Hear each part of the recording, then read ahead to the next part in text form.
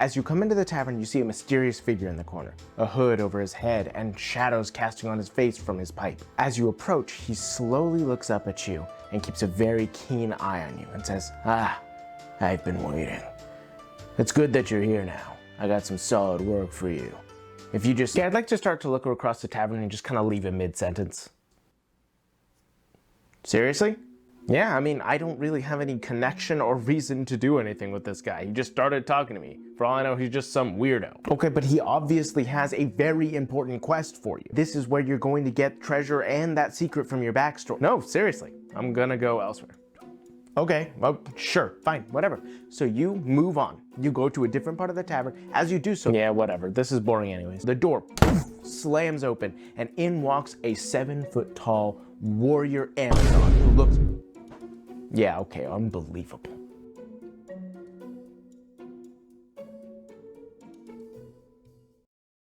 Plothooks are a staple in Dungeons & Dragons tabletop games and pretty much any interactive storytelling experience. And why is it? Well, it's what keeps the players or the people engaging with the story interactive. It's essentially incentive to want to see where things go. So how do you get your players to 100% of the time grab plothooks? Well, the truth is, you don't. You just can't get them to do that. That's not something that's going to happen. What you can do, however, is curate your plothooks to be something that your players are much more likely to get excited about. Let's ask a very simple question. Why do players not grab plothooks? It's not because they want to ruin your story. It's not because they just want to cause chaos. That's not the reason. It's because the plothook didn't interest them. A lot of the times, dungeon masters will make the mistake of trying to introduce a plothook that is very obviously the story, but not something that the players are excited about. They'll introduce a plothook that involves the player character's backstory. It'll be a character from their past or something like that. But that alone does not mean that the player is interested. The character might be, yes. If you put a plot hook in front of them that says, hey, your character's sister is about to be seriously harmed, then yeah, the character should care. But that doesn't mean the player will. They might go along with it simply because that is what they need to do whatever it is that's going to protect their character. But all you've done is weaponize their backstory. You haven't made this something necessarily the player is excited about. Oh, I just wish I understood why I should care. And that's the thing. The number one reason that players don't grab the plot hooks is because the plot hook was not for the player. Let me put it like this. You can introduce the most in-depth backstory plot hook possible. But imagine if you are playing with players who don't really give a damn about their player characters' backstories. Well, then there's no reason for them to care about this whatsoever.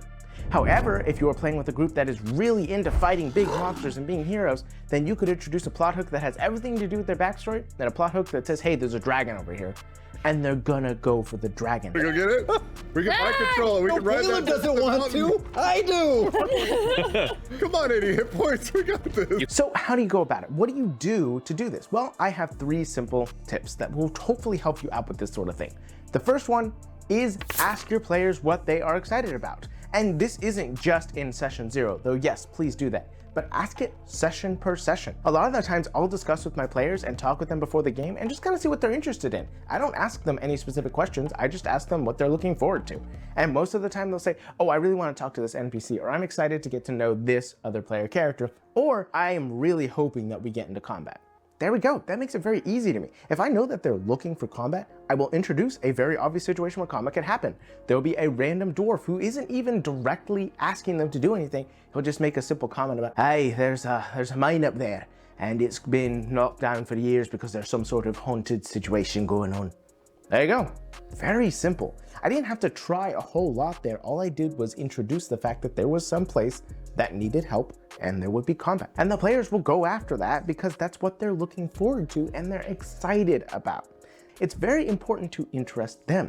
The second thing that I would do is if you're going to introduce a plot hook that has to do with their character's backstory, make sure that the story has time for that.